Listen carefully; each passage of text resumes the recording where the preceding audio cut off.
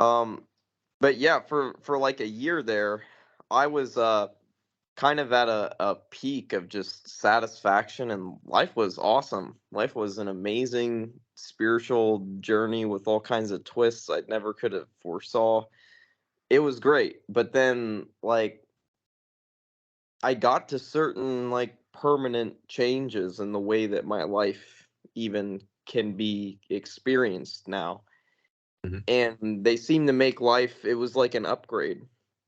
But I think I've started to realize that no matter what changing element of our experience, it can be awakening, it can be spirituality, it can be a better job, it can be whatever, it could be having kids, it could be any good thing, anything you want, any idealized thing that's normal like that people experience directly in this life.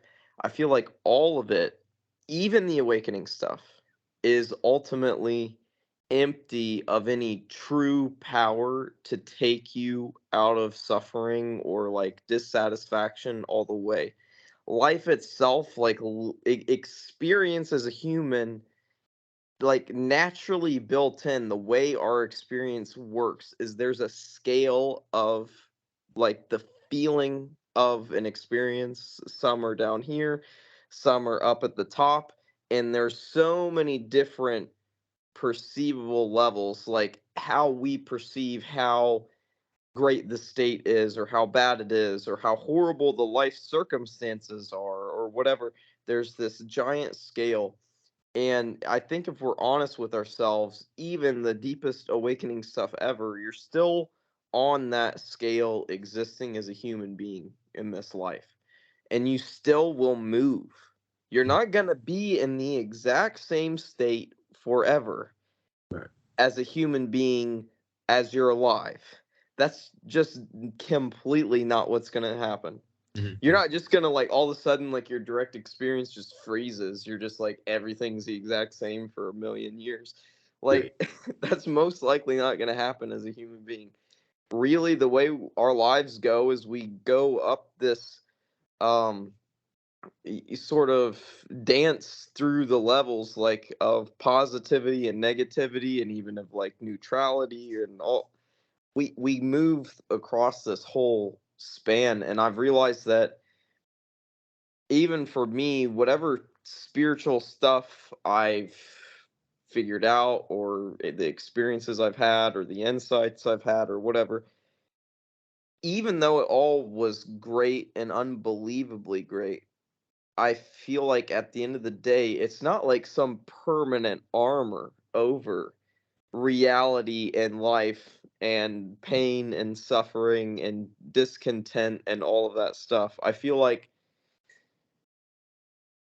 the to me it really seems like in my own life, at least just speaking for myself, the way that I have thought now that the best way to reduce suffering is to it's kind of like a Taoist sentiment a little bit, but it's I mean it's basically like you become your own life so fully that there's nothing other than that life living itself out, and you're just completely immersed in that, Mhm, mhm, and it just does its thing and you're with it the whole time, right?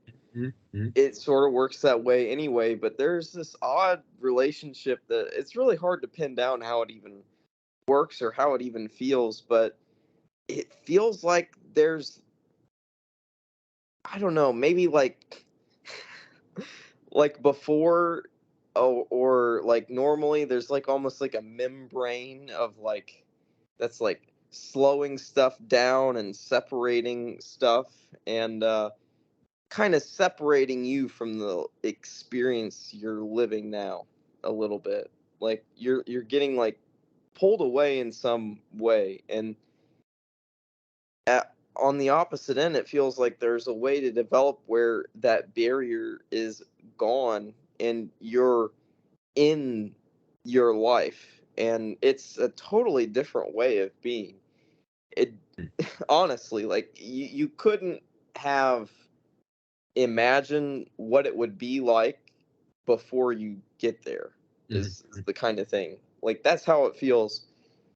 And it's this merging with sort of the life essence and the flow of things that um but you are the flow of things Mhm. experientially. Um Somehow there's a way to like behind the scenes where it's almost like where you can't even tell that it happens. Like you can't understand the mechanics of how it does Mm. it. I feel like it's too complicated, too Mm. much detail for a human mind to possess as intellectual knowledge and talk to and convey in any good sense to another human being. It just feels way too sublimely subtle than that. Like Mm. it's wild, but it's basically like when you are the suffering, that's a certain way of getting over the suffering too. Or when you are the pain, it's sort of like will pain still suck? Yes, but you become like you see that the pain is can apparently cause a reaction to pain, and that's just how you're going to live it out. And it's like there might even be resistance of like one part of experience to another, you could say. Like, you're like you're having horrible pain, like stomach pain, let's say. i Uh-huh. i, I had that a few weeks back. It was the worst like nausea and stuff I've had in probably a couple of years. Uh-huh. um and I was just in this state of like a ton of pain. Like it was like someone's in there like pulling my organs around. Uh-huh. Um, and you know, when you're there in that moment and you're thinking about like this awakening stuff or whatever, like, I mean, I was using some techniques and they actually helped quite a bit, like to even like feel more, at peace with what was happening.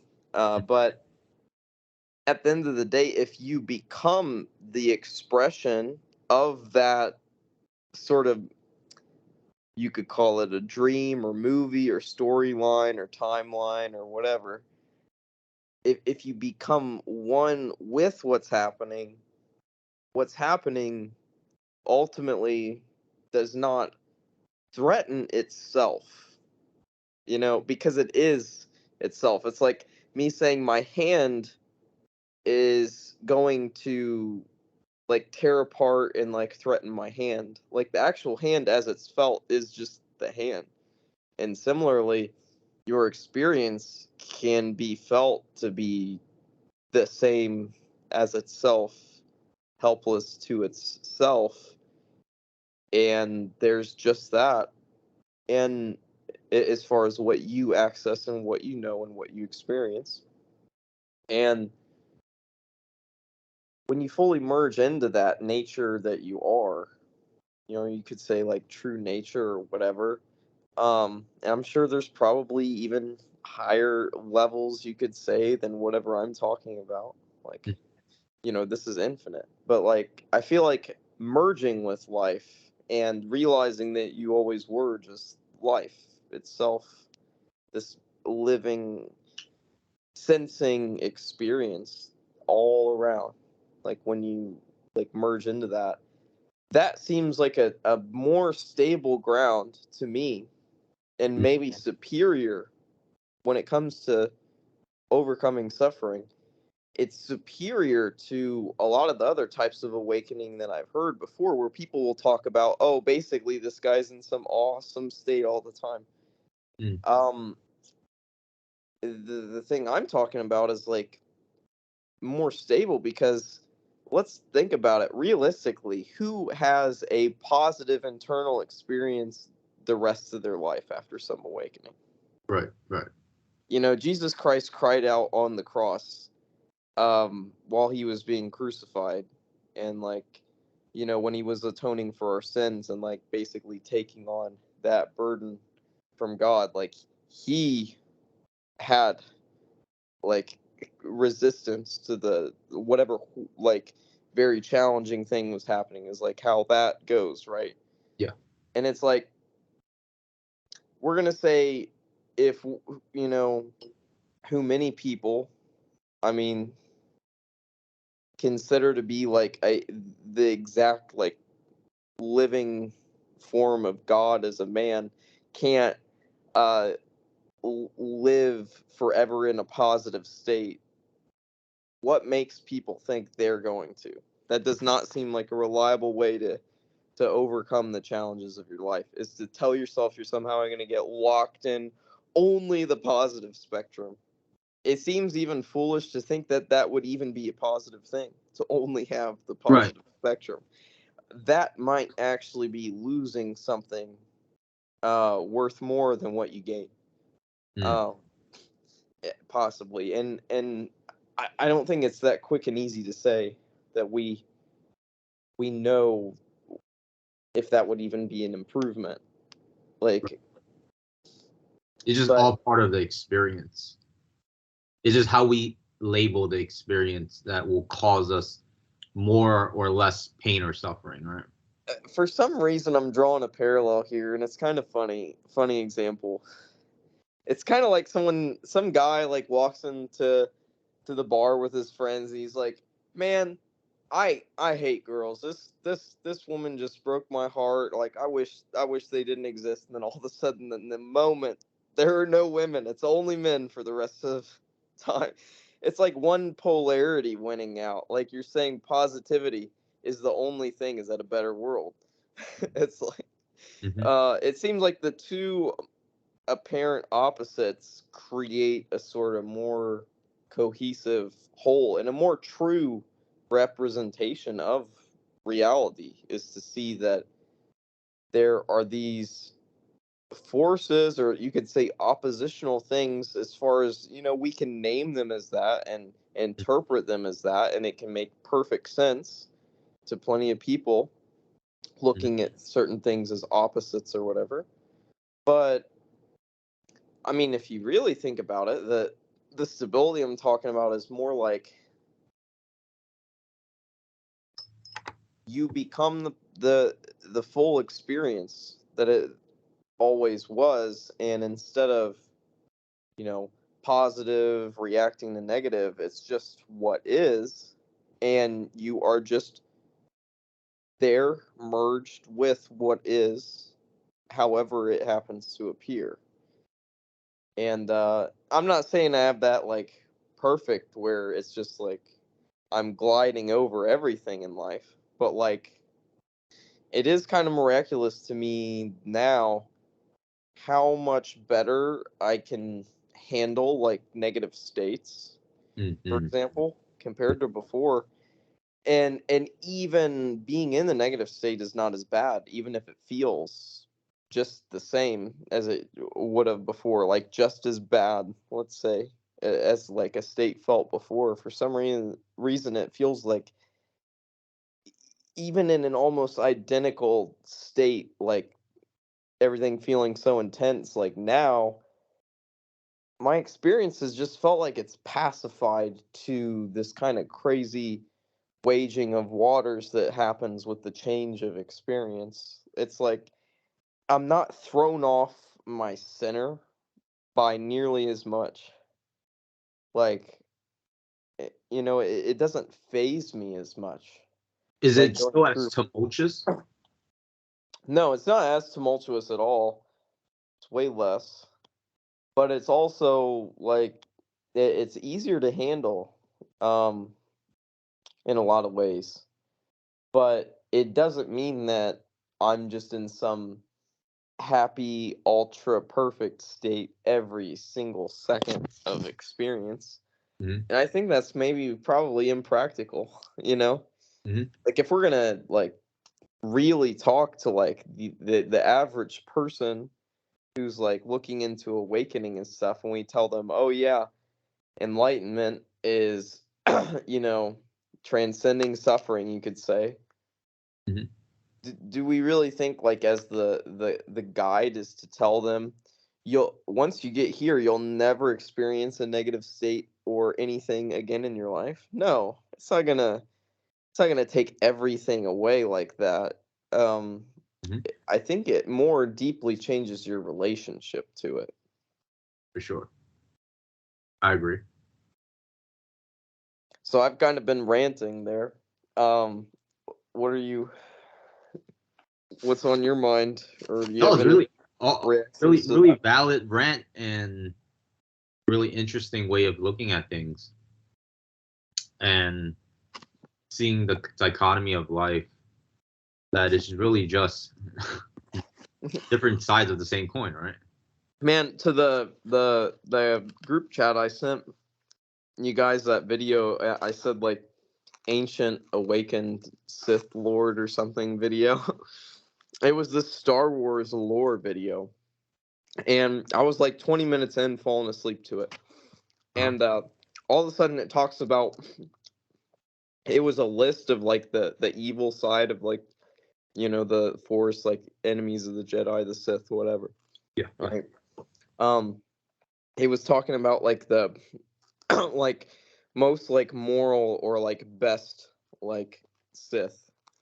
Hmm. And it talked about this guy who just on his own, and it like shows like a video clip of him or whatever in some game like made off the lore. But like he just came to this sudden realization while meditating, it even says. And he says like um so the dark side is all about like using hatred and like fear and negative emotions to like increase your power and whatever, right? Hmm. Hmm. um Really selfish path. um and that was the path that he was like in, that was like the order he was in, Hmm. was that. But like upon meditating he just had this realization, and like his quote went something like this. um Fear is a lie. um I think he might have even said passion is a lie. He's like, I think, yeah, I think he said fear is a lie, passion is a lie, and like basically ended up giving this really almost like Taoist statement like in their lore that actually was like a really fucking good quote. And I was like, I thought it was really cool. Like but at the end he says like you are the force, there is only the force. And that sounds like such a Taoist way to That say, that really is. it's you are the force, there is only the force. I thought that was really cool. I mean, there was a bit more to the quote, and I didn't tell it like perfectly. So the video is really cool to I watch. gotta go back and watch that now. I gotta go back and Yeah, watch. it's just like a minute. But it's in like a 3 hour video, but it's just like a minute of it where the guy it's talking about that guy, Uh-huh. or Uh-huh. like a couple minutes, whatever. I mean, maybe 5, but it's short. But it's really cool.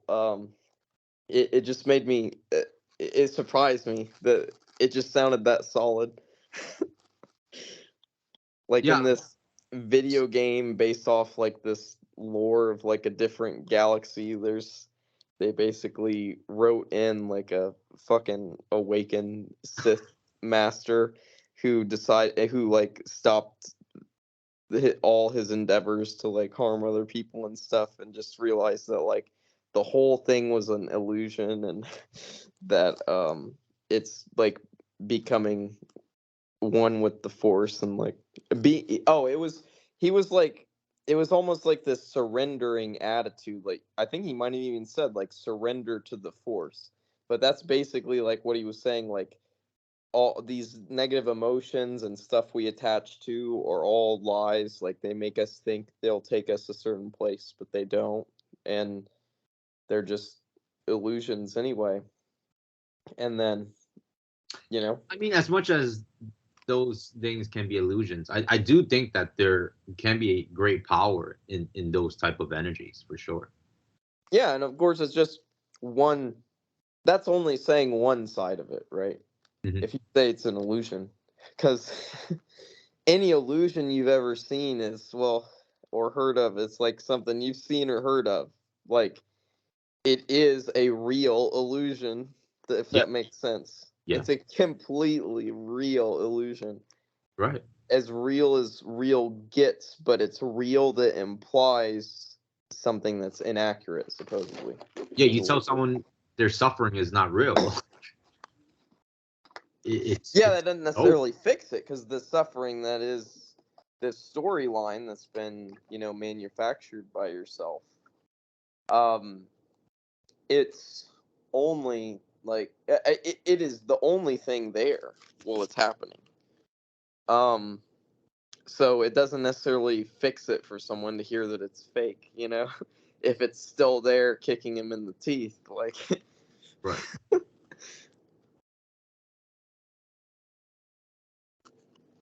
Mm.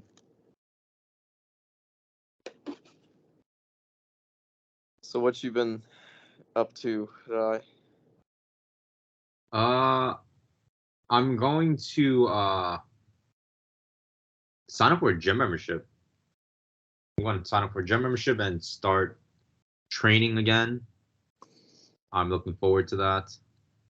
Dude, I want to see you like jacked and shredded like a I year from now. I I really do, bro. Like, if we both get jacked and shredded enough, we can come collab and do a YouTube video and make it a top-notch production. I can see it now. We'll put like a budget into it, release it in theaters. Okay, maybe not that, but it'd be some cool content. yeah, I'll once I Just start seeing just some good results, I'll start. completely peeled, gigantic, swole die. Like, Yeah, I'll consider like looking up on your program and maybe even like doing your program. um, I mean, if you want, I mean, I could help you, or I could work with you to create a program if you want. Like, Yeah, I'll be down for that. depending on your goals and stuff, I'm sure I could put something together. I mean, that would be pretty solid. I'm trying out like an experiment for myself. It's weird. The programming of like a workout program got to be like an interesting thing for me, and like I'm kind of this detail oriented perfectionist in a Mhm. lot of ways. I have that sort of inclination when I do certain things, and like it was just so fun to like think about how to structure everything in like the optimal way.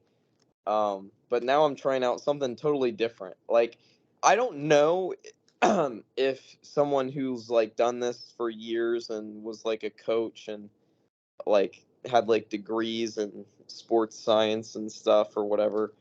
Um, I don't know if they would say it's optimal or whatever, but I'm trying to combine like increasing my strength and still building a good amount of muscle. Like, I'm trying to fuse the two, and for a while, a long time, I was doing sets of 4 to 6, and they say that's a really good range for building basic base strength, or like basic strength, like general strength. But then there's also peaking strength. It's as your nervous system practices with the higher percentages of what you can lift, um, that creates, neural adaptations that make you stronger. Like, a lot of becoming stronger is changing the way your nervous system powers and like sends signals to your body. Um, it's almost like as it feels more comfortable, it can produce more force. Like, as it gets more accustomed to what it needs to do, it just naturally improves at that. Um, Going back to the force motif. yeah, different Okay. kind of force now, kind of, I But you're guess. really actually applying force now, right? You're Yeah, actually I'm using the force. applying the force. You know? But yeah, I guess in a certain sense you could say that and it'd be accurate. But But you're literally um, using the force now. so now, like, I was doing this sort of middle rep range, and like on accessory lifts, a lot of like 6 to 8 or like 6 to 10 sets on it, and was like really trying to build like this base strength. But now I switched it to I'm doing more peaking style training at the beginning of my workouts on the main lifts that I'm trying to increase right now. What do you mean by peaking And style? what I mean by that is usually practicing in higher percentages of your 1 rep max and doing lower rep sets that are more close to your maximal effort. um that's where we see like the neural adaptations really take off, is when you practice with closer and closer to your max on a regular basis. And but anyway, so I'm trying sets of 3 on the main compound. I'm trying a warm up with, some weights that still make a difference to lift. It's still going to probably do a little bit for like your muscle growth and strength growth or whatever, right? Even like some of the warm ups on these compound lifts will still be doing something, but they're not like where you need to be for optimal sort of results. But I'm doing the sets of 3, a heavy set of 3 as a top set after these warm ups, and then I'm doing 3 sets of 10. So instead of doing like 4 sets of 6 or something to build base strength, I'm trying to get closer to like peaking my current strength, like neurally, you might say. Yeah. Um, but at the same time, I'm now trying to focus the rest of that compound lift on more volume, like more reps and sets, So you know. would you do So 3 sets of 3 first, and then 3 sets of 10? no, I'm doing well. I will probably add sets as my program goes on and as I get used to the program, you might say, or as my body gets used to whatever adaptations the program's currently making. I'll probably do a volume increase. That's pretty common, like maybe after the first 2 weeks in a program or 3 weeks or something, like there will be an increase in volume a lot of the But time. do you do the heavy sets first and then I lower? Yeah, I do the heavy set of 3 on, like, let's say on bench. It's my Monday starts out heavy set of 3 on bench, 3 sets of 10 on bench. So let's After just the say warm your up. your your peak right now is 225 for 3. So you would go 225 for 3 sets of 3. Yeah, if I was at that weight, let's say, Mm-hmm. you would you would be trying to push maybe not your exact 3 rep max.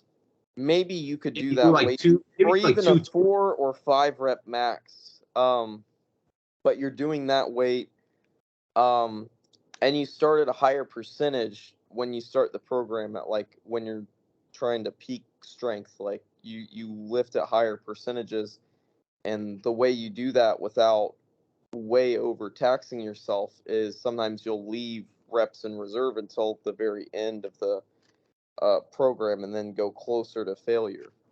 When you're getting really close to peaking your strength, that's usually when they'll dip volume, which I might do later on. It's fun to think about.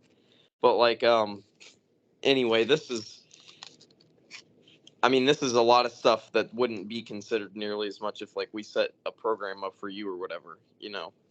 Um, Uh-huh. but like, yeah, I'm trying.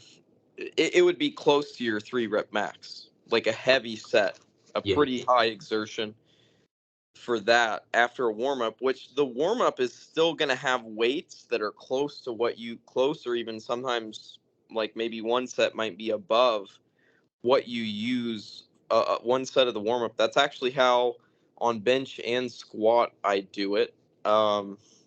And I think even on deadlift too, I did it that way, where one set of the warm up was much lower reps, like 2 reps, Hmm. but close to the working set weight that you're going to use.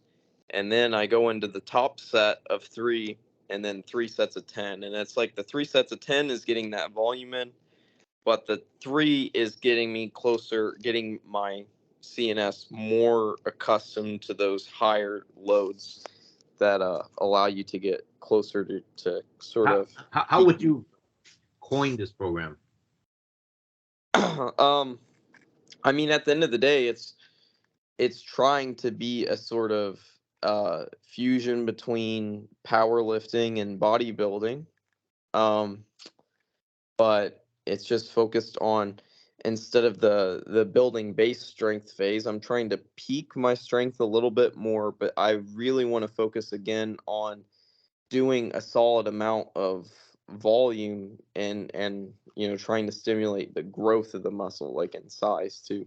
But this program would work for like people who are beginners or advanced or novice. Like, I so, mean, I'm sure it would work for beginners, but it probably wouldn't be like what I would probably personally like start a new person on. mhm. Maybe, I mean, it could be done by them, as long as it was done like with good form and the right, weight on the bar at the time, Mhm. and like, I'm sure it would still work really well for Like what I'm asking is anyone. just for me, for example, I'm not a beginner per se, but I haven't like gone to the gym in a while. I went to the parks to work out instead. So Yeah, I mean, I'd probably start you with like stuff in like a lot of stuff in like a 5 to 12 rep range, I mhm. think would be like a good starting point. It depends like how much you want to get stronger versus how much you want to just build size. They are a little different, but they work together still pretty, they're very related. Building one will, at the end of the day, will build the other, but there's a little bit different focus in how you set a program up for like strength versus just like pure bodybuilding. Yeah, yeah. But now that I'm getting older, I don't want to like cut corners. Not that not that age really matters, but like at the same time, like I don't want to cut corners on like getting too high with bad form, right? And then just building Yeah, bad habits in yeah, that sense, and then getting yeah. I think that's a good thing. I mean, form is something that I think you should always be working on. If you're in the gym, you should be trying to improve form, at least until it's really working for you. But even then, you want to stay alert and make sure that um you're not compensating. I mean, maybe okay, I'm going to try an exercise, and part of the form of the exercise is that there's going to be a cheat in it to move more weight. But like some people will do that, and it can even be like a beneficial thing at a certain point. But it's like, for the most part, you want to do strict form, and you want to it's just lower injury risk, and you get more out of less rather than less out of more. yeah. Um, but still, I mean, if we're talking like bodybuilding style training, like some of that is going to be a fuller range of motion too than some of the powerlifting training will be. Mhm. Um, I see because what your mindset is actually, because you're the type of person who wants to get the bang for the buck, right? So then you want to get as much as you can for as little energy or reps as possible, right? So yeah, but I sense. still do a decent amount of working out, but I want it to be effective, for whatever I want to get to. Yeah. Well, like the yeah, the powerlifting stuff, I mean, it's a different focus, because when your goal is to move the most weight, the lowest range of motion you have to go is the optimal range of motion for like the actual sport, for the most part. Mm, Like, getting to the perfect, just correct depth in a squat in a powerlifting meet is probably going to be a hell of a lot better than doing your deepest range of motion automatically. In almost no case, if people trained for one variant versus the other, like, would the bodybuilding style produce like a better weight for someone. yeah. There's a Like, whole it's different just, game plan. there's a different focus on what the exercise is trying to do. One's trying to, within these certain parameters of this exercise, a certain way, how strong are you at doing that exactly in whatever way is best for your anatomy, Hmm. let's say. Hmm. Like instead of that, it's how like how much time under tension can I get, and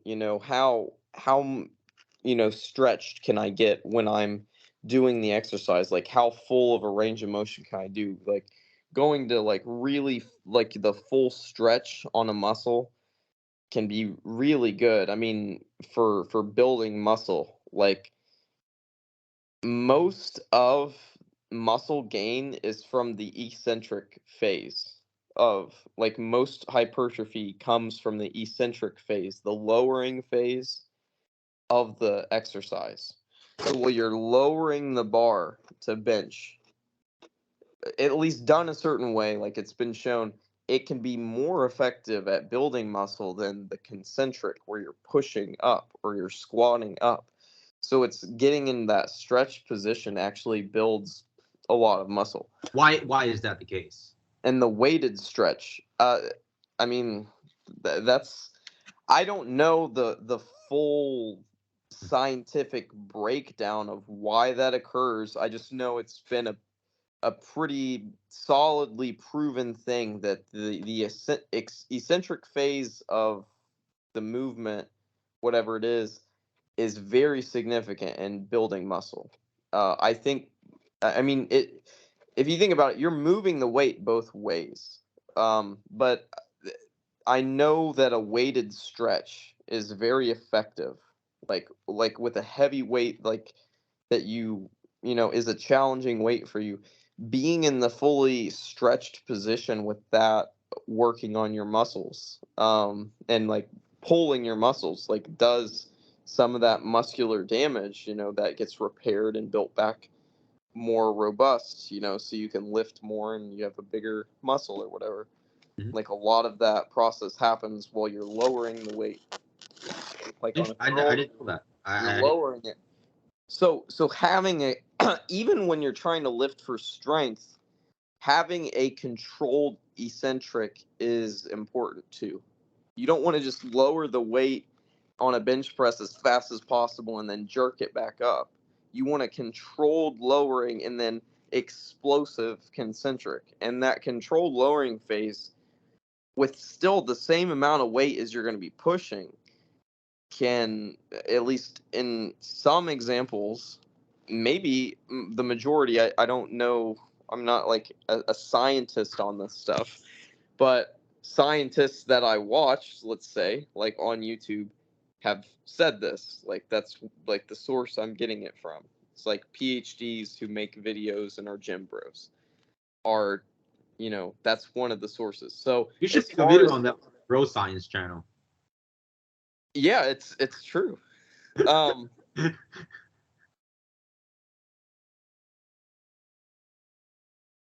But even in the scientific side of things, not everything's black and white. And I think there is a lot of stuff that people do that, when it's put in a study format, doesn't seem to be very effective or do as much as a lot of people think. But something simple like drinking a protein shake after your workout within 20 minutes. Yeah. Is that a Like myth or scientifically, a lot of people have proven that to be a sort of myth, right? right? But if you think about it practically, the idea is that if you have a significant meal with protein in it, within 5 hours of your workout, you should be pretty good, or maybe all the way good, as far as making gains out of that workout. Hmm.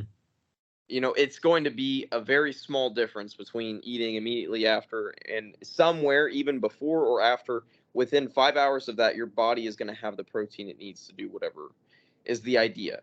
Um, Maybe that example is a little extreme. Maybe it's still a little bit better to eat it earlier, have it closer to the workout. But Yeah. overall, it was an overhyped thing that you have to drink it like immediately after to get into your body. Like you don't need a fast acting protein right immediately following a workout, or in the middle of a workout or something, or before a workout. You don't need that as long as you have a significant protein source within 5 hours, is what the science has pointed to.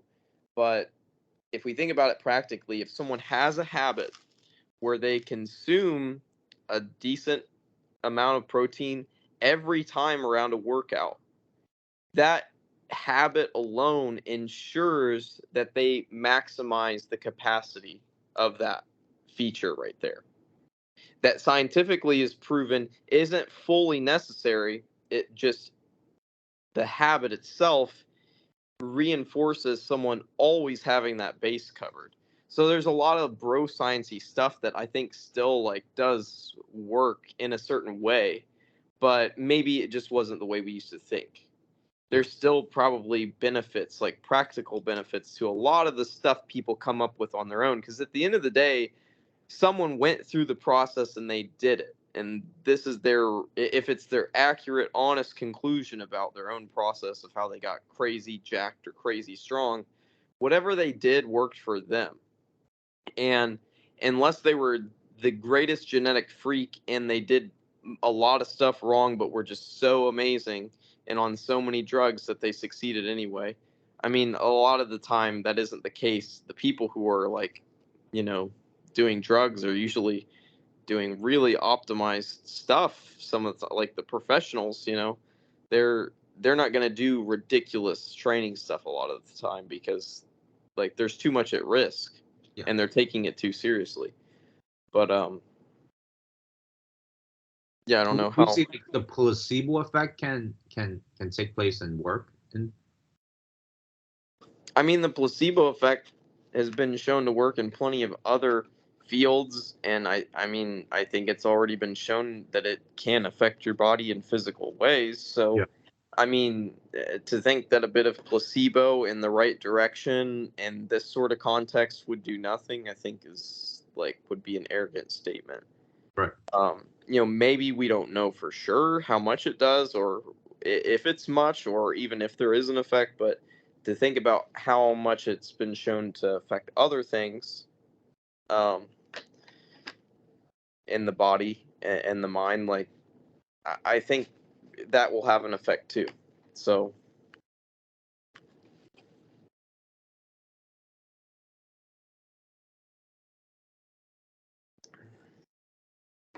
I think imagination is an extremely powerful thing, right?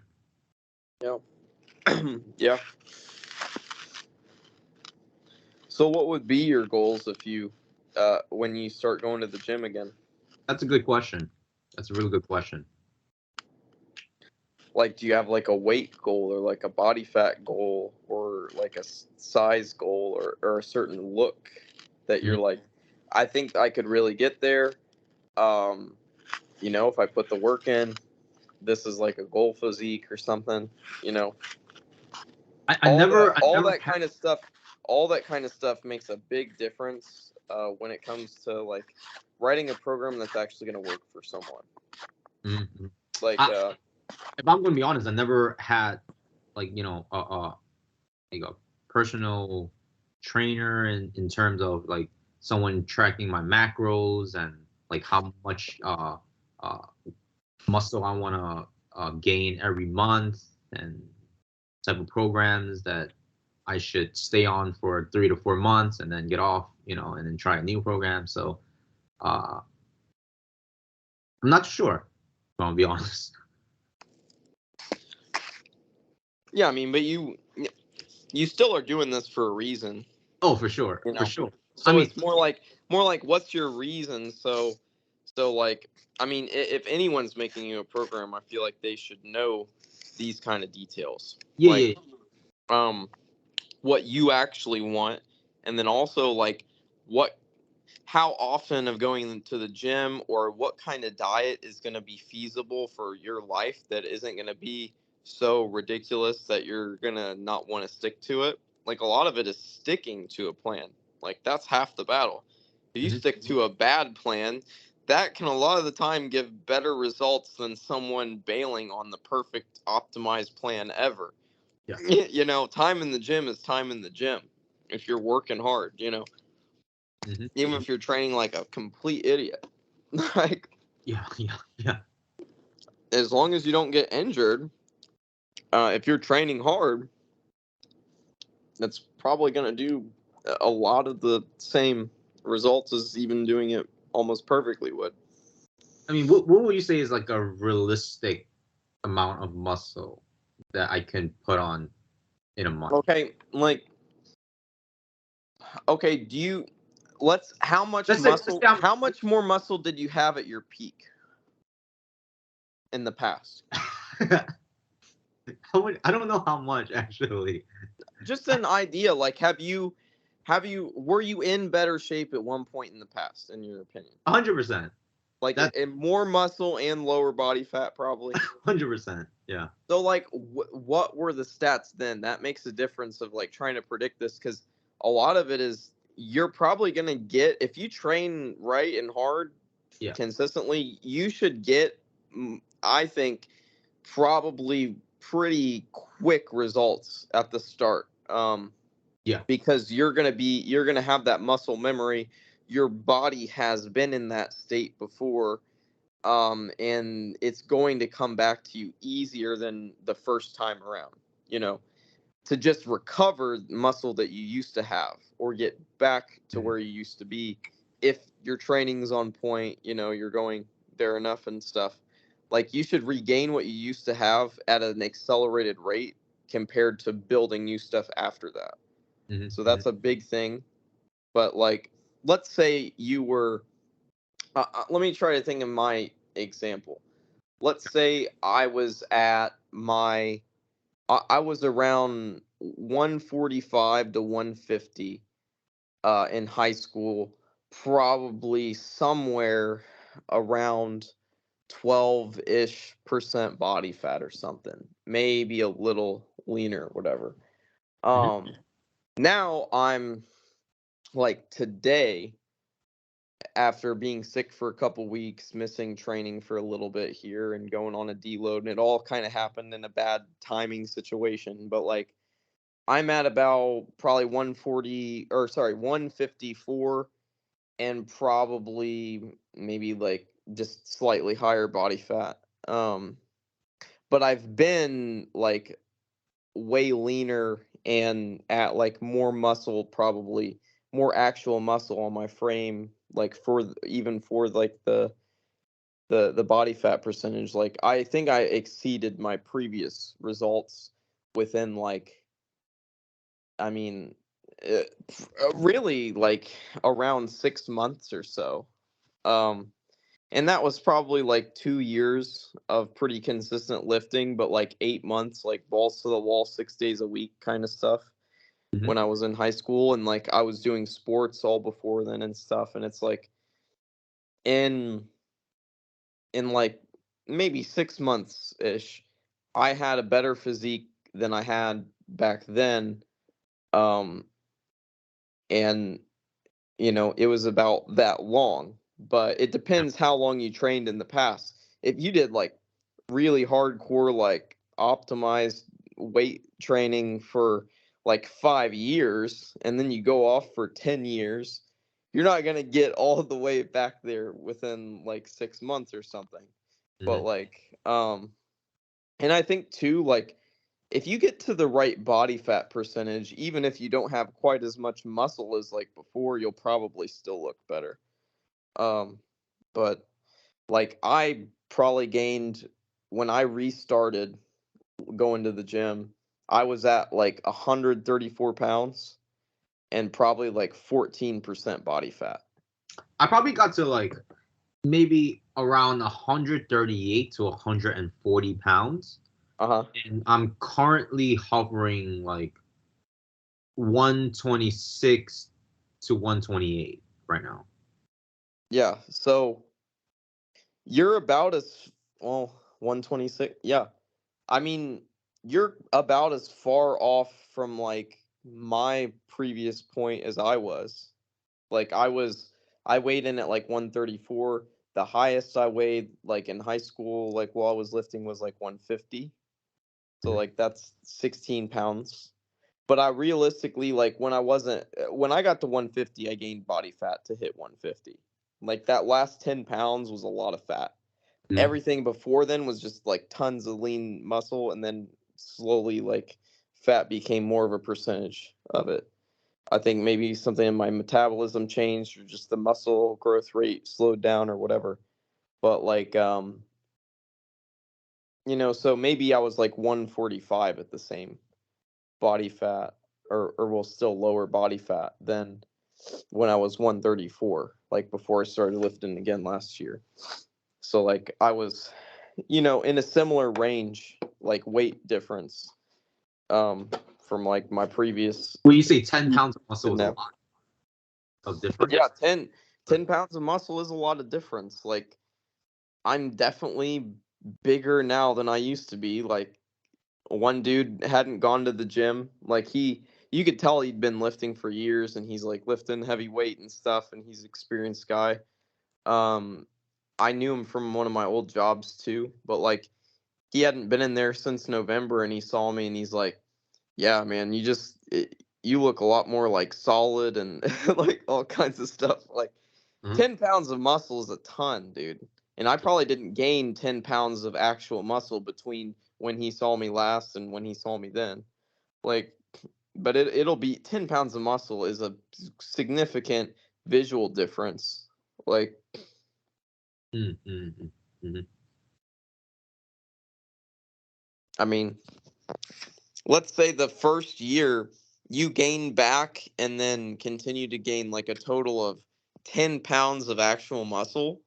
Not only do I think that's probably a realistic amount, depending on how close you are to your peak, which you're saying is like, you're a decent bit lighter. What was you were I was 140 138 to or 140, 138, and then 120 what?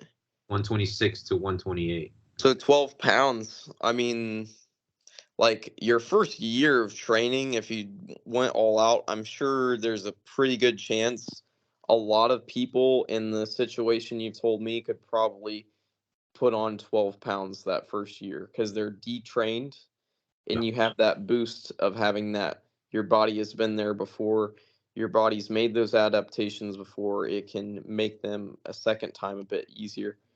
um Hmm, hmm. So let's say, I mean, do I think you could look at your peak or better probably in a year of doing things right? I think it's totally doable.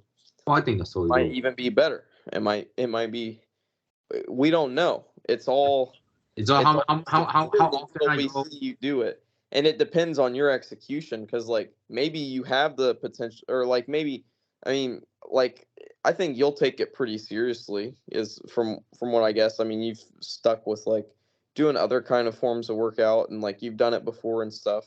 But like let's say someone just doesn't put a lot into it, or like I mean you don't necessarily have to put your all, but like let's say someone does put their all into it, even that same person, same genetics, same everything, like just that extra effort or like time that you put into it makes a difference too.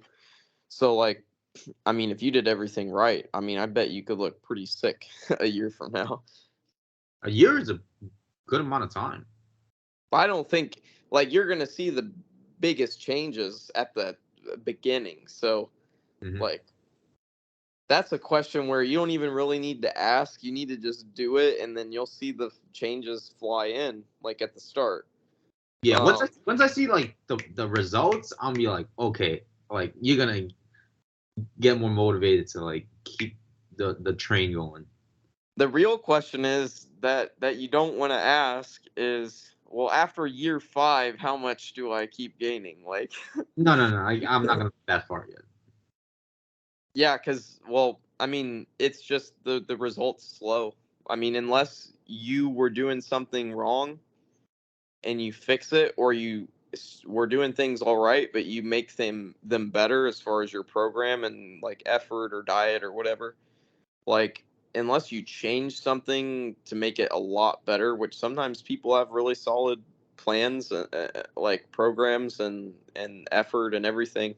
So like if they're 5 years in, making 10 pounds of muscle that year natural is pretty much gone. Like if they've been doing things right up to that point. Mm-hmm. But I mean, the beginning is where you get where you get tons of the gains. The honeymoon phase. Yeah, Yeah. I feel like I finally felt like I was out of the honeymoon phase of lifting after I was sick this last time for a few days. Like I was just thinking, I was like, man, I mean, what's it even gonna do if I lift, the lifts I want to lift, or I gain like the muscle or whatever, and like it's such a stupid idea because obviously like it's going to be an improvement, like if it happens, like it's gonna be better in a sense, but like I did realize like as I started getting stronger recently and like I hit some goals like faster than I thought and like was pretty happy with them, like they didn't like it didn't really make my life that much better because it's like when you achieve something you're happy when you achieve it and then it's pretty much like whatever after that, like until the next one. So it's sort of I was sick and I just wasn't feeling good physically and I was demotivated from not being able to be as active, and like it's not as good for your psychology I think too, just when you can't be as active. But I was like feeling like, man, like I'm how many gains am I even going to make? Like all this bullshit was kind of like Looking I at was you. thinking it wouldn't make a difference, or like telling myself maybe it's not worth it to put all these hours in just to make a bit of gains and be strong for some gym bros and no one else cares. Like, but at the Right. end of the day, that's all bullshit because I know I actually enjoy it. Like, if I'm honest with myself, I mean, if you enjoy I it. just didn't want to. I just didn't want to get my ass up feeling a little sick on the tail end of that sickness that lasted like a week. I didn't want to get up when I didn't feel that great and fucking go to the gym. But I finally fucking got back in there, pretty shortly after I wasn't really that sick anymore. And I got back in and it's feeling good, man. Um and I'm realizing too now, I think a lot of it is I don't have to be perfect with everything. I need to do what's going to be sustainable because it's the time that you put in consistently that makes the difference. But like you got to set it up where it works for your life.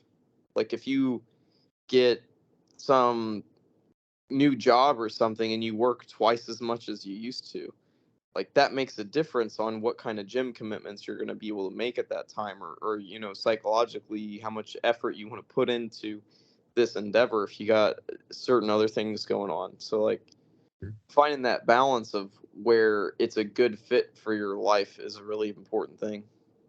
I think 4 days a week is a good place to be for me right now, all things considered. I think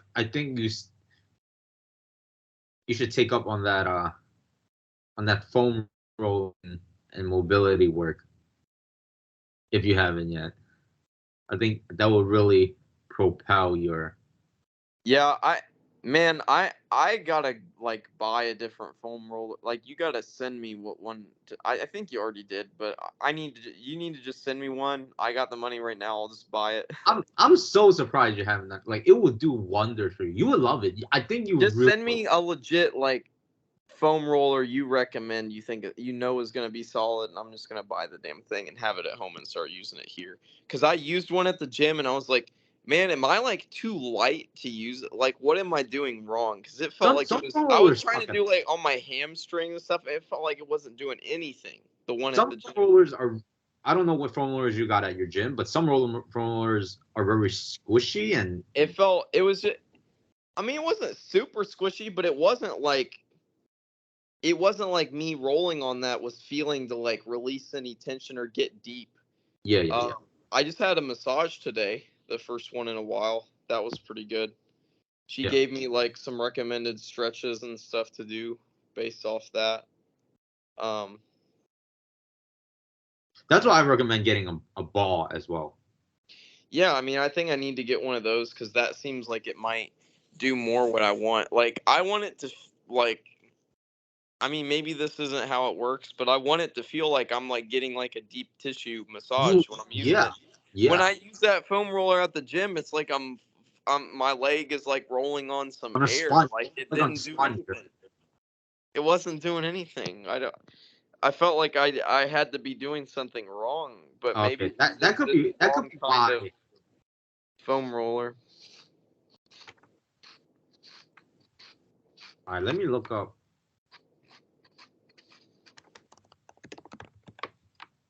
I think I might get back into yoga too. But yeah, that's one thing I think I was saying at the beginning of the call. You said you've been waking up earlier. I think I might start trying to change my sleep schedule a bit and be more active during like earlier parts of the day I've again. actually many days this week I've only eaten like one meal. And because of that, I've even though I've been waking up earlier, I still sleep kind of late. But because I haven't really been eating as much, my body doesn't require as much energy to digest the food that I'm eating. And so I think it plays in a part where I'm not even sleeping as much.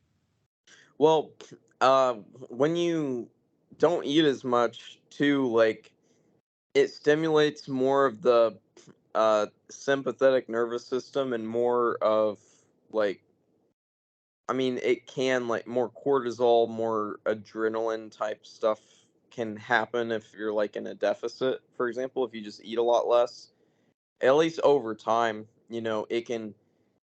it will make you more like awake in your day, like where you know you just your mind's kind of stimulated and you're kind of it's like you're on a stimulant I like don't feel that way actually though.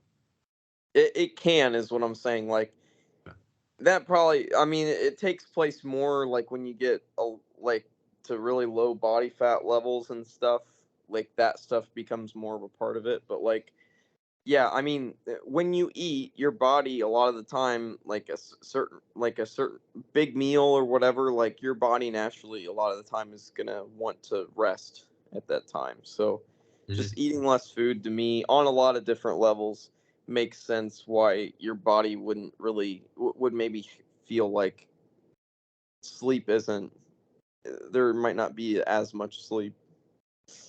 That's necessary. Yeah, I mean, you can feel all right, get by on less. Your Yeah. body's in more of like a go out and like attack and go out and do stuff mode than when you're just sitting there stuffed with like food all the time. I mean, that's pretty conducive to sitting on your ass too.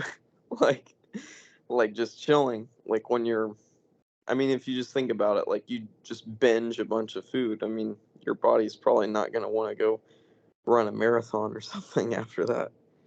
When we were talking about when we was on the call earlier and we were talking about uh what we want to do in life, right? Right now I'm thinking like if you think of like the cells in the body, right? I feel like we're the white blood cells in a body. I, All right. And what I'm how trying to so? say is I feel like we have so many tools and tips and even experiences to like really help people. Yeah. Let's start a life coaching business, Di. It is. But like I'm just trying to use an analogy, and because we was also talking about that, and then we kind of like also kind of straight off of that conversation. Yeah, but I guess like at the beginning, I think before we started recording, I was saying like I was reflecting on my life, like thinking about like what I spend my time doing and like this job that I'm at. Like, is that really the way to live life? Yeah, yeah. Is that the best use of my time? And it's like in a short term mindset, completely not. But practically speaking, there are a lot of things that where like, yeah, let's say I did like what Rob did and I go to like Asia and like go to some meditation retreats and on like a extended vacation sort of thing and I just get away from the stuff. Still, I mean, there's going to be costs associated with that. Like it might change your my relationship with like where I work. Like if I just leave for like 2 months, like I Hmm. mean, even if it's like an agreed upon thing with them, like still that's not ideal from an employer's perspective a lot of the time. But like and just other factors like you'll be away from family, like all kinds of stuff. I think it's just a case of like the grass is greener type thing. But I think my life for a second there was just feeling a little stale. Um and like I just had a bit I had lower energy and I mean it was really relaxed and it was really peaceful, I guess, in a sense too, but like I don't know, I I can just relate feel to like I that. feel like there's a bit of change or like something new on the horizon. I need to get into more now. And that's like made me think like I mean, what would I even want to do as a dream job? I Right. used to have answers to that or think I did, but I feel like as I've gained life experience and I've tried things out more, I've realized that finding what you're going to authentically enjoy doing for a long period of time that's going to generate value for the world, pay for your living, to find the right answer to that is, I mean, it can be harder than you think. Like your initial thoughts of like, let's say I wanted to be some like spiritual coach for a living, Yeah. the reality of that is, maybe the reality of that isn't nearly as good as like the dream version of that. And with almost anything you do for a living, there in a sense can be like downsides that come with it, like stuff you're gonna have to deal with, something you're gonna have to do, like some kind of less than ideal aspects to whatever job it is. Like, I used to think like being like a therapist or a psychologist would be something I would like uh a while back. Like that was my first like major when I started going to college. And I think now, I mean, a big part of it too is like if we think about that job as an example, like there can be a lot of rewarding things to like that career path and it can help people and be a really good thing. But at the same time, there's an inherent negativity that can be brought to it too, where you're always just helping people deal with their heavy stuff and their problems and things they don't want to talk to other people about. That can have an effect on you too. Hmm. And if I really think about it, do I really want to be working like 40 hours a week or like 50 hours a week or something as a psychologist where I'm hearing people's problems and trying to help them? And I think one thing I've realized is my ability to e- make someone's life go in some direction other than where it's going to go anyway, it's a much lower capacity than I used to think. Like, like, how am I gonna change someone's life to where it actually takes place in any sort of reliable way? Uh-huh.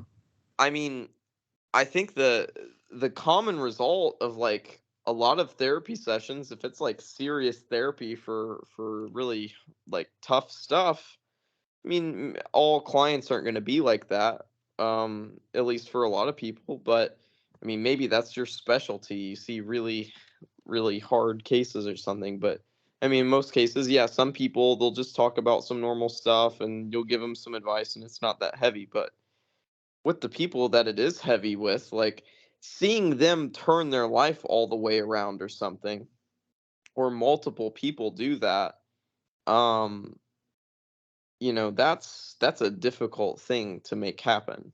Um, and if you think you're talking to people in these really dark places all the time, and they can be really difficult dark places to get out of for these people. I mean, you might be a therapist for someone for 5 years, and the majority of the 5 years they're just horrible. Like as far as how their life is, how they feel.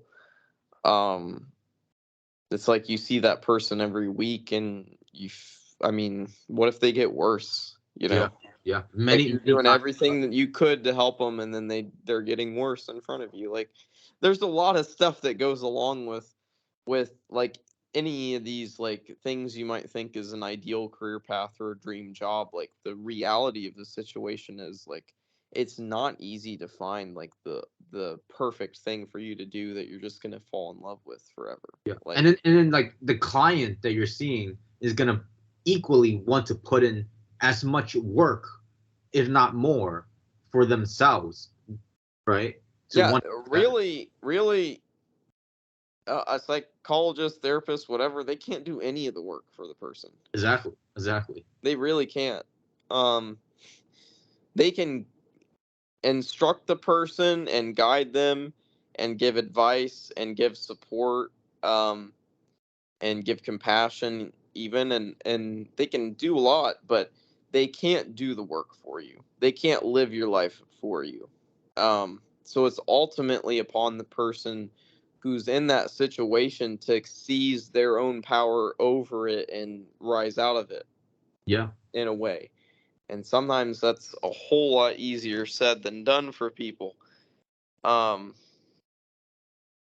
so It's yeah, it's quite the task, and it can be extremely defeating, right? When you see your patient getting worse and worse, and you feel like, damn, like there's nothing I can really do because I really can't hold their hand and tell them to what one make of this. my therapists told me stories of like people that he had lost to suicide like while they were seeing him, and it was really sad. Like he did everything he could to try to help the person, but they just got to a place that was too dark for them to handle and they ended it. Like, I mean, that's it's not an easy emotional profession to do. And you're only seeing these patients like what, 45 minutes, an hour a week, most of the time, Yeah. right? So like really, how much can you even talk about, and how much can you even do for them during that time, right? Yeah.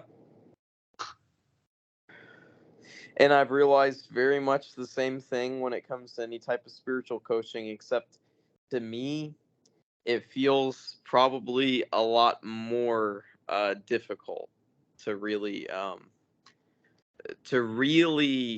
like transform someone's life, because if we think about it with like psychology, someone just has to get out of a really dark place and at least get back to like somewhat normal. Yeah, Could yeah, be yeah, like a normal way of thinking about it. yeah, yeah. This, it's like you're trying to help someone get to like as close as possible to their highest capacity of awakening. And as think of how much work goes on the person trying to like fix their depression or anxiety or something with like a therapist.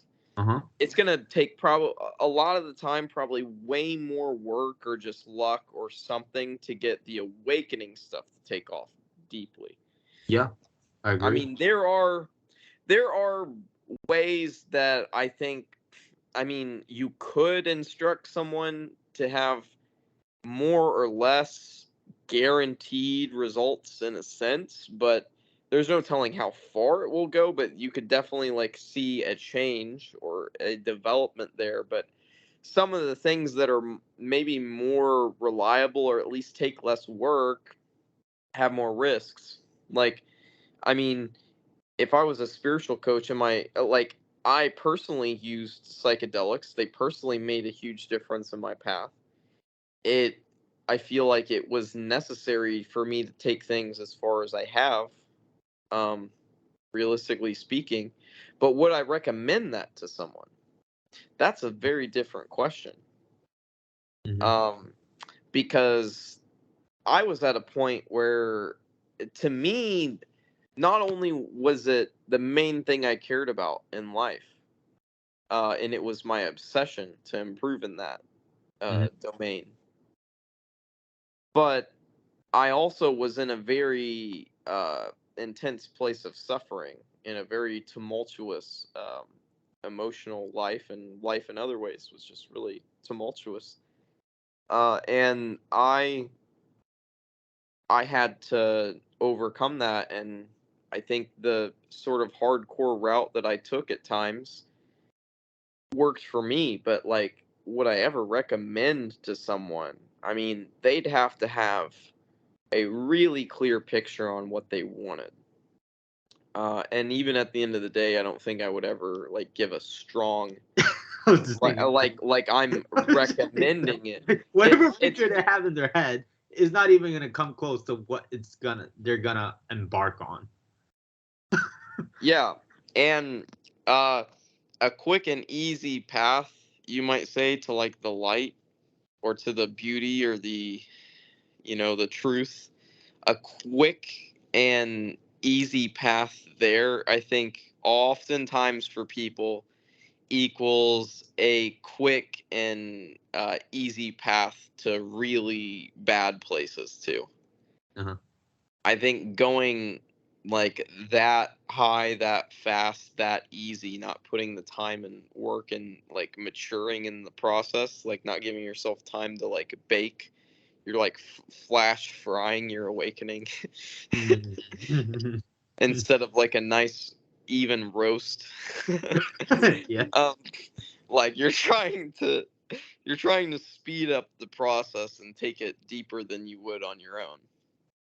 I mean, let's be honest, they are in a sense, at least for certain quote unquote spiritual realizations or endeavors or experiences, they are like steroids for lifting, you know, like psychedelics for this kind of stuff. Used in the right way can basically be there. They can be an enhancement. Um, Yeah. and but there are tons of risks. I think way more risks than steroids a lot of the time. Yeah, huge gamble. Huge gamble, actually. Uh, but even awakening in any sense, if it goes deep enough, sober, 100% sober, 100% natural, let's say.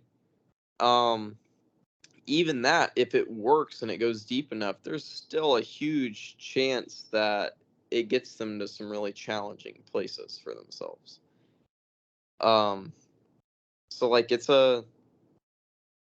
kind of it's similar in my mind to like the reality of being a therapist trying to help them change their life in such a drastic way seems like an inherently difficult thing to do. I can help give like guidance or whatever, but it's ultimately the work of the person that is going to make that result, whatever it may be, and it's in their hands too, you know.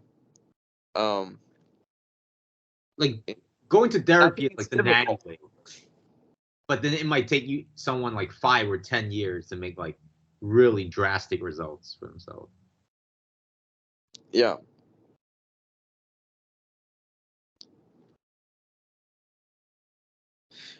but I was saying more like too, like I mean just like meditating sober or whatever, and just like hardcore tons of hours high quality meditation, like that can get you really far too.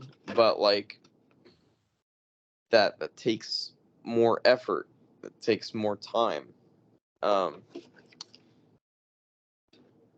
so yeah, I think that's a hard thing to coach as well, because and the same as the therapy, really, because I've actually, like, mostly for free, like done it, like tried to help people through stuff, even in like a sort of coach dynamic plenty of times, and it's still all on the person, but a lot of people will get into really bad states, and that's when they need your help the most, you know. Yeah. Yeah. And that can be really emotionally laborious, to help someone repetitively, um like day in day out at times, like with their emotions and awakening and life guidance, like that can be a really heavy burden to bear. And it's like doing that as a career for many people, um, also has pros and cons, you could say. It's an admirable profession for sure. Much respect to all the social workers, therapists, psychologists. But yeah, I don't know if I can see myself being in that position either. Yeah. So yeah, I'm not sure. I mean, I've even thought like it was weird. I had someone I know in my life tell me I should write a book. Um, and I even thought about that. Like it wasn't like I started doing it, but I was just thinking about it. Like it got my mind in that direction, and I was like, there are so many different things you could do for a living. You could be a writer. You could be an artist. You could be a musician.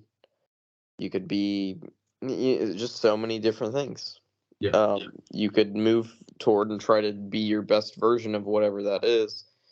But I mean, Could be multiple best versions of yourself out there to be. yeah, there's a lot of different paths to take. And all I think I'm just realizing is, I mean, the career path I'm on now doesn't have a lot of the factors I would wish for in like a dream sort of job scenario, right? Yeah.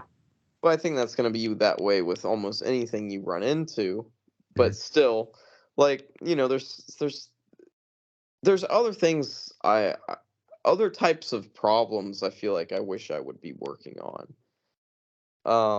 Just a different style of work, but you know, I think the kind of stuff I'd probably end up liking is most likely gonna have to be something I create, like a path I create for myself for the most part. Like whether it be something online or just my own path, like my own business or whatever. I Mhm. mean, I already have a business, but I mean, like I think just the sort of cookie cutter jobs that are seeming realistically accessible to me right now. I just don't think that's where I'm going to find what I really want out of life in Even, that aspect of life. does, like, if we're even gonna be real, like, do most of us even know what we want in life? Yeah, I think people who you ask them, "Do you know what you want in life?" and at the drop of a hat, they say they know. Maybe there are some people who really know that quick. They are. I'm sure there are.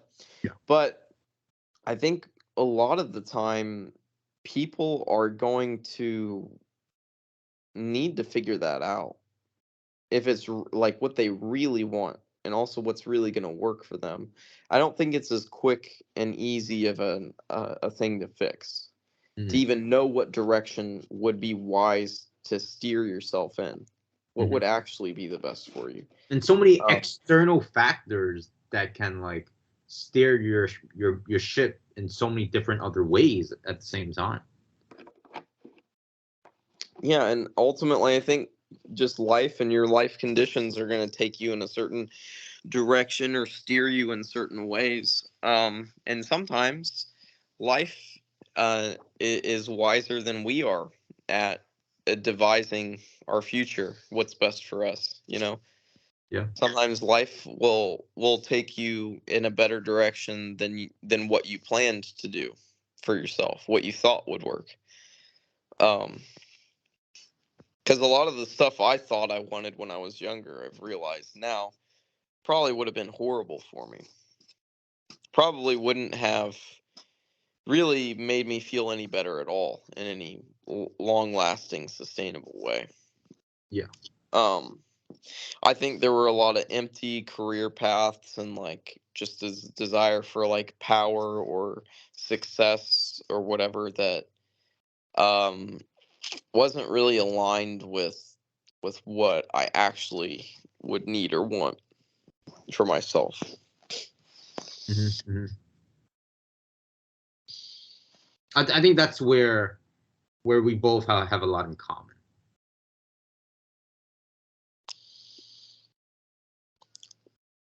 What's that specific? What do you think we have in common? Funny enough, in a sense, Like a trust in life sort of thing? in a sense, having a sense of knowing what we want at the same time, because Yeah. we pursued similar paths in life. Yeah, I think what I know the most now is what I don't want. I've learned a lot of the things that don't work the best for me. Uh, and in a lot of ways, that's kind of just as effective as Yeah, knowing, maybe even more effective than yeah, knowing, quote yeah. unquote, like what you want as far as like where you want to get in whatever specific area of life or factor of life. I think that's why the path that we've taken in life have shown us that, because the path that we took shown us many things that we realize we don't want nor even really need in life. Yeah. And what's better than, you know realizing what you actually need than by throwing out what you actually don't need. And Yeah, you're I left, think that's a and good first step. Is before you try to become something new and do some completely new life-changing endeavor, find out what is happening now that isn't working. Like really take stock of your life and realize what stuff you've tried and thought would bring happiness or fulfillment or whatever and what didn't work, you know. That there's a lot of wisdom to be gained in looking at your failures or at, maybe not even you call them failures, but just like the stuff you went through and what you learned from it. Like, and a lot of the time, anytime life feels bad or challenging, I mean, it's showing you something that isn't really your favorite thing. It's life shows you what you don't like, you know, if you pay attention to it. Because you'll naturally try out stuff and see that some things work better than others. And knowing what you don't want is a big part of it. yeah, instead of adding more to the table, where a table is so cluttered with so many ideas and dreams and aspirations of, what you really want and need. You Yeah, just it's kind of like you're driving a car and it's like on fire and like the doors like broken and hanging off and dragging on the road, and someone come or like and someone's like has the idea, oh man, we let's put a really cool paint job on like the hood of this car. Like that's not what needs to happen first. Like you got to fix what's fucking broke before you start trying to like, you know stylize the perfect, you got thing to on put out the top of it. fire first, right? You got to start putting out the fire. Yeah, you got to have a good foundation. um I actually went to a Bible study um, for the first time in a long time, like an online Bible study tonight. It was kind of cool. How that go? It was interesting. I think, I've realized that I really don't know much about, like, I don't have a ton of knowledge on the full like teachings of Christianity. And I think a lot of the time in the past for myself, I was arrogant in judging it one way or the other because I think I didn't really know enough about it to even say one way or the other. Like, I'm looking at it like, I mean, sure, I want to develop my faith in that direction if that's what feels right, like throughout the process, but Um, and I've had a lot of internal Christian experiences that were beautiful and incredibly meaningful and some of the greatest moments of my life, but I think I just want to learn more about what it's even all actually about for myself before like making judgments. Hmm. Because I think there's a lot of people out there, especially a lot of people in these like awakening communities that just they have ideas about Christianity, but a lot of the time they're not really what it's about. I mean, they just don't know enough about it. They haven't really studied it to try to figure it out and integrate it and see what truth is there or not. Hmm. Um, but I think a lot of people, they'll try to like compare it to non-duality, or they'll try and say like it's the same, or others will say it's like different, and it's like the same as any other spiritual system. I think, to really know what you're talking about, you've got to have years of experience and practice and knowledge and study in this thing to really know what you're talking about. So I'm just interested to learn and see what happens with it. But it's funny, like one of the things they were talking about was like building a foundation for yourself in life. And of course, like in a Bible study class, that's going to be building your life with the foundation of Jesus Christ, Yeah. which is just a totally different way of being compared to like all of these people on these like online spiritual communities and these non-dual people. Like it's a much different way of uh, approaching life. How so? It's just a different system, you know. Um, like I mean, if you really like take Christianity as a lot of people interpret it at face value, and you actually try to integrate that with your life and really have like full commitment to that and really understand it, like I mean, I think it might be easier to do the awakening stuff than what I'm talking about with that. Like to have an actual relationship where you actually like walked as close as possible to that path as it's prescribed, um to actually find out what it is for yourself and actually be open to have faith in things that maybe don't make sense in a lot of ways of thinking about the world. That's a challenging thing to do right there. Like for a lot of the people in like interested in like Leo Gura, or other or like Eastern forms of enlightenment and stuff. I think a lot of that's easier for our rational mind to almost like buy into sometimes. Hmm. Like it's just a completely different way of trying to live and approach life. That you believe that God was a man, he came 2000 years ago, he died for your sins, you're born imperfect, and separate from God, and through living a virtuous life, by following the best of your ability the teachings of God himself, that's how you get salvation and are in heaven and get to be around God again. It's a very different thing from saying, I am God as you jack off in your bathtub on 5-MeO DMT.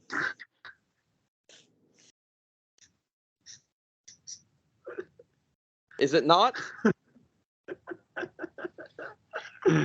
uh, it's definitely radically different in that sense. But I guess to play devil's advocate, if you will, Yeah. it is a great philosophy, I guess, to follow, uh, to keep one's uh, conscious and heart pure on Mm-hmm. a path of more purity in their lives, and with that purity, it can lead to other areas of their lives and bring more joy and love into it. Like that's what I guess Yeah. that could be beneficial for these people Yeah. who was in the I Christian faith. mean, yeah, it's interesting. Like I mean, it sounds very cliche, but my mom is really, I don't know, she might be the best person I know. Like of everyone, and just seeing her faith. and how it affects how she lives her life, it's pretty awe-inspiring in certain ways of looking at it. Like, trying to live that authentic Christian path in the modern day, um, Hmm. and how that can make people really beautiful people when they have a genuine connection to that. I actually think that's another part of where we actually have a lot in common, actually, because uh, as where you think of your mom, I actually think of my aunt who took care of me or raised me when I grew up or had a big impact in my life. And Yeah, she's probably like one of the purest people I've ever met before. Like, yeah, like, and I think that's why we might be more spiritually inclined compared to many other people, because we have been like kind of shown that there is a way to salvation, right? And that living from a place of love and joy and compassion uh, can bear fruit to like endless amounts of fulfillment in our lives.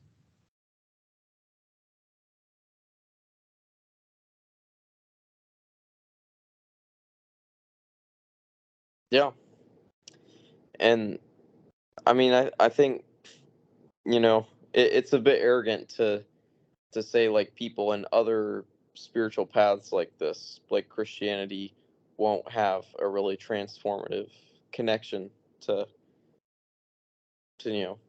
stuff that works for them. Because if you think about it, I mean, like, if we hear someone talk about awakening and stuff, um, they can paint that in a light where it sounds amazing, like the best thing ever. But I mean, in a lot of Christians' minds, like the visions they have of heaven, like what they imagine it to be, or the sort of weight like that holds, or like God holds to them, it Hmm. can be a really deep thing as well. Um, and I mean, if you take it at face value, I mean, I feel like the claims are just as strong as good, probably way more impressive than like stuff you'll hear from awakening teachers. Like if it was at face value, Hmm. Hmm. the actual truth of reality, I mean, that's a really powerful thing to think about in your mind is, Yeah. wait a second, like, Like imagining like someone act like what it if could be there true. is a perfect, virtuous God, so pure that he resides separate from us and separate from our nature as sinful beings, and that he, his son, as God. It is a little confusing, the Trinity, sometimes, right?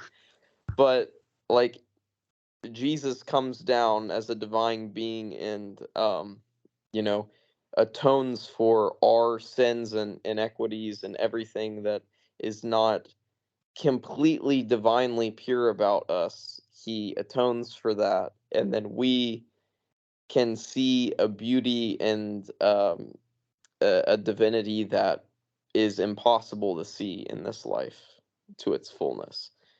That's a powerful idea.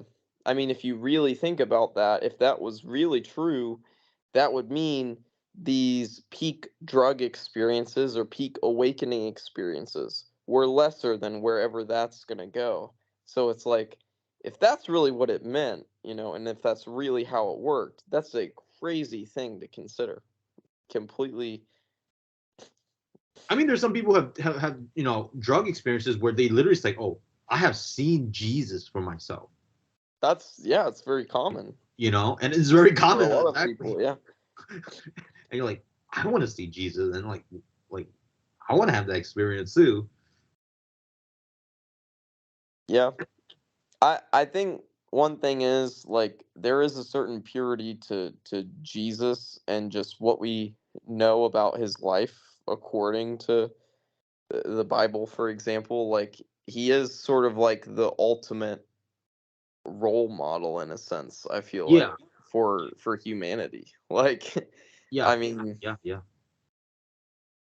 like the story of his life, I mean, I think still stands above all others to the overall humanity. Like that example, whatever picture you want to paint on it, whether he was God or just uh some guy with a spiritual connection or something, like it's kind of it's just mind blowing to think that someone has that level of influence so many years later, and they have that not through violence but through compassion and through a holy virtue of themselves. Like it's kind of mind blowing, man. In a time where there was no Instagram or social media or cameras to right to record all these things, yet Yeah, I people mean still there weren't supermarkets you walk in and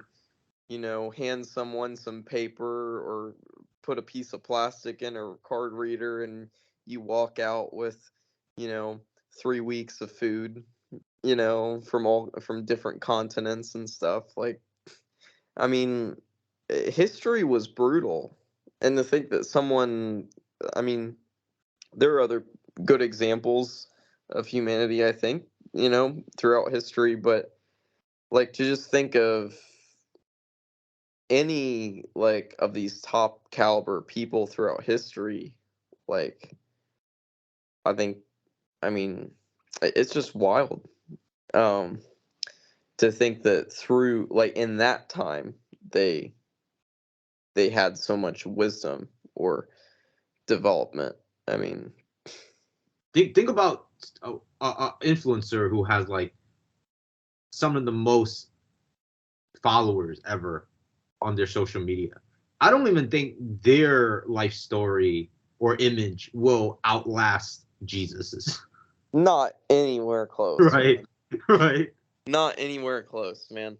um you know if we look at if we look at the stats today, like 2000 years later, Jesus has 2 billion followers, but they're not just social media followers. Like a lot of these people would, completely give their lives to this man and the idea behind him. And like it's just a crazy amount of influence.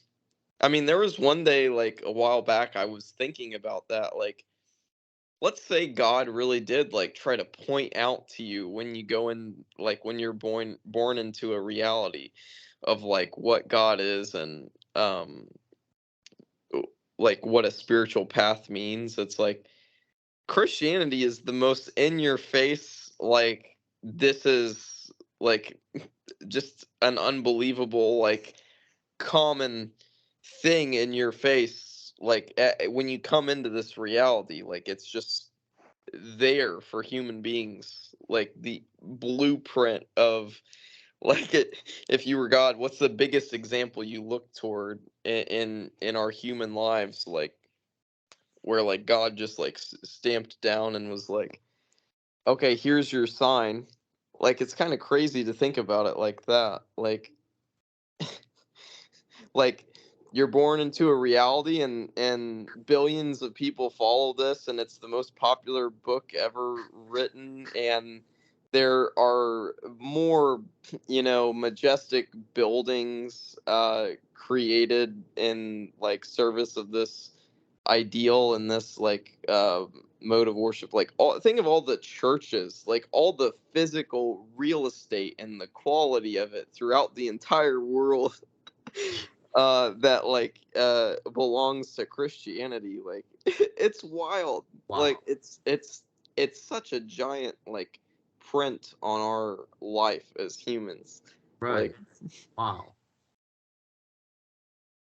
That just goes how strong the story is. That. it's able to last the test of time till now. Yeah, and there are so many themes you can pull that are just immensely meaningful from the Bible.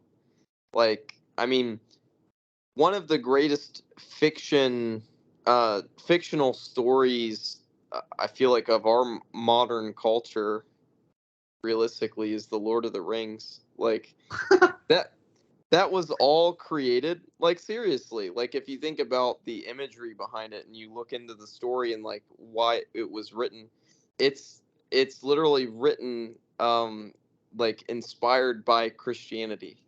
Really? The whole story, like the author had Christianity in mind, J.R.R. Tolkien, and like that was where much of the themes for his entire fictional universe was structured, with that as like a blueprint that he created from, was the biblical and Christian story. I never So looked it's at it like, like that before. So that's kind of interesting.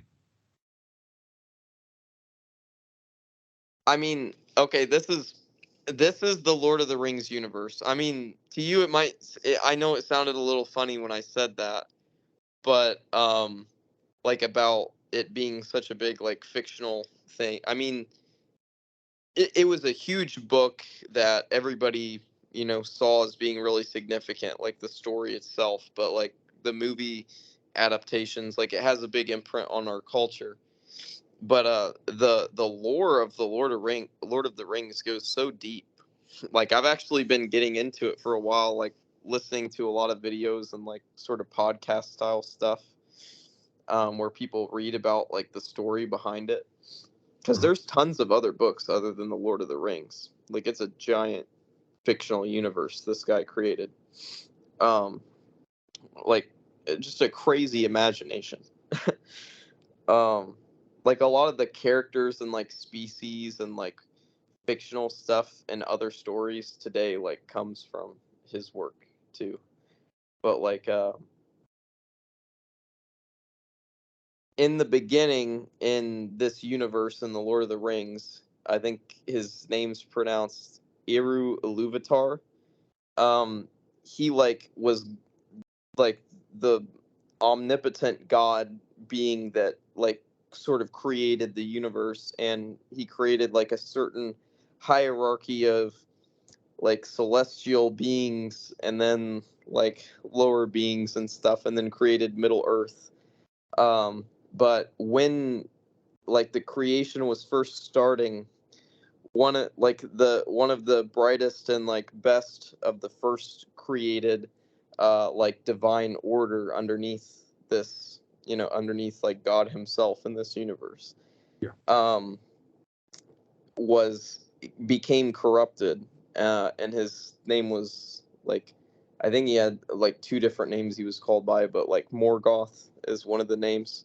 So like before Sauron in the Lord of the Rings, there was someone even more evil and powerful, at like the beginning of Tolkien's works. But like if you look at the imagery behind this, it's almost an exact copy of the story of God creating, you know, the earth, the angels and Jesus and Lucifer and stuff like that. And like at the beginning of creation, like one of the higher ordered beings turning against the nature of things created by the ultimate creator, and then it creates the greatest conflict in, the world created by Eru Iluvatar. And it's just it's a cool story, man. There's so much behind it. I will go back and look into that actually. Because I'm a huge fan of Lord of the Rings too. Yeah, like I could send you some YouTube channels that are pretty good for it. Like exploring the lore in interesting ways, fun videos to watch. It's crazy how many good like YouTube channels there are nowadays around stuff like this. Like I was getting into, I think I started talking to you tonight, one of the things was about um like the Star Wars lore. Yeah. And like I'm not nearly as big of a Star Wars fan as I am like Lord of the Rings, but even that like is really deep. Like there's so much that's been created in these fictional universes by human beings, and a lot of them go really deep, and there's a lot of meaning that can be found there. I mean, one of the reasons why I'm such like a fan of the Lord of the Rings too is because it reminds me of one of my favorite uh, games, which is called Heroes of Might and Magic. That Heroes of Might and Matt, was that a PC game? that was a PC game. Um, I think I played. I think I played. Were there multiple like sequels and stuff of that There's like game?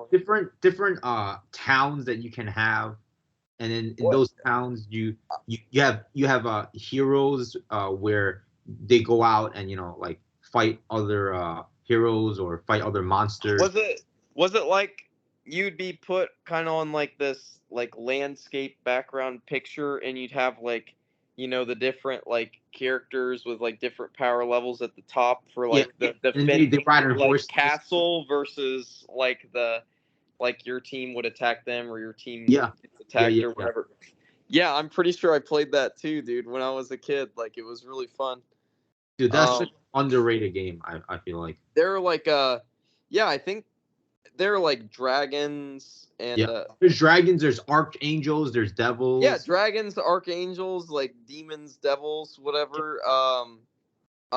There's like the Thunderbird, like the rock. Yeah, Yeah, oh dude, Cyclops. There's Cyclops. this is really hardcore nostalgia. Like it's wild to think because this was not like the world's most popular game It back then. wasn't. And it was on PC like when computers still weren't ultra popular like today. It's just wild to think we both played that growing up, dude. That's cool. Because it's like such a fringe game in a sense. But dude, that was fun. And there was that one map where there's or like region where there's like the Titans. That was a Oh, cool one. Yeah, I remember like the Titans. There was like the sort of Medusa. like Native American one with like the Thunderbirds as like the top ranking ones, I think, or like one of the top ones for that one. And then yeah, like the green one with like the dragon, the Yeah, like devil black place, the black dragon. archangels, which was in like the human sort of normal civilization, like the peak of that, I think. Yeah. What else? Like yeah, Titans. What else Uh, did you say? gold dragons and unicorns. Mm. Yeah, I think I remember that vaguely, like not Uh, quite That's as the clear. that's the homestead. That town is called Homestead. I think my dad still has the physical copy of that game, or I might.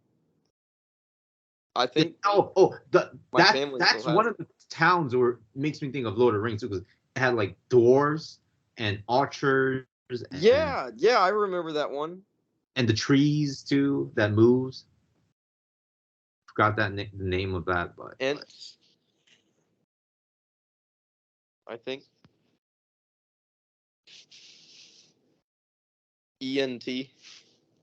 Ent. I mean, at least that's one. it could be. It could Like be. living trees. Yeah, it's trees, and then like their special move like it can paralyze your enemy's units. Man, that was a good game. That game did kind of get ruined for me a little bit because my brother told me the cheat code to get like what could you hold like 25 of each or something like when you went out to fight. I forget there was like some number like you could have like a certain amount of like characters, but like this cheat code gave you like the max number of archangels and you just rolled over the whole game after that. Oh, oh yeah, that that's might pretty OP. that I mean I played the game without that hack. Yeah. I almost remember like the cheat code too. It was something like Archangel Gore Eyes or something like, but it was like more too. But it was just this weird like. just like long text you typed out with, and it just gave you that, and it was the biggest fucking cheat code I feel like I've used in almost any game. Probably was the biggest cheat code I've ever used in a game. Like it just completely hacked the game. Like there was no, and it was built into the game. Like it was a cheat code they built like in the game that you get. You didn't have to like download some like modded version back then. Like it was on the actual CD. Like they Oh, wow. gave you crazy cheat code. I don't remember that actually, but I that's don't fun. think many people knew about it, but they put it there like so that like back in the day there used to be cheat codes to some games. Yeah, yeah. But why I brought that game up actually too, it's because you mentioned that the lore behind, uh, tokens writing, it has a lot to do with like Christianity, right? And Heroes of Might and Magic, the cover photo for the game when you buy the, It's like an angel, isn't it? it's an Like angel fighting something. and a devil. It's Yeah. an angel on the top and a devil on the bottom, and they're kind Yep. of like clashing. Yep. So that's what it made me think about, and how it related to the Lord of the Rings too, that you brought up the lore and everything. Are we gonna upload this one? I think we really should. I thought you were gonna upload the last one, man. Yeah, I need to I upload need the some last video. Upload the last one one. and then like a few days later upload this one, dude. We got 2 hours in. I think this is really good. I really like this one. I want to watch this conversation again. Yeah, it was fun for I think it sure. was really fun. I love how I told you I have to wake up early. I can't do a 4 hour call like normal, and we're 2 hours and 2 minutes in. I mean, we expected, at least an hour or two. Man, I expected like 15 minutes.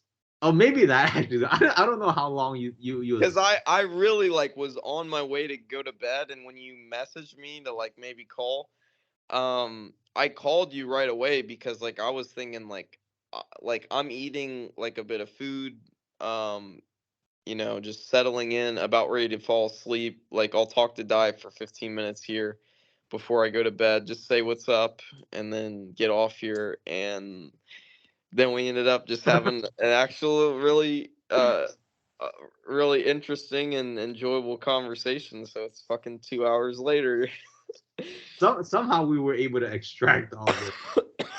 I mean, I can't be mad about it. Yeah.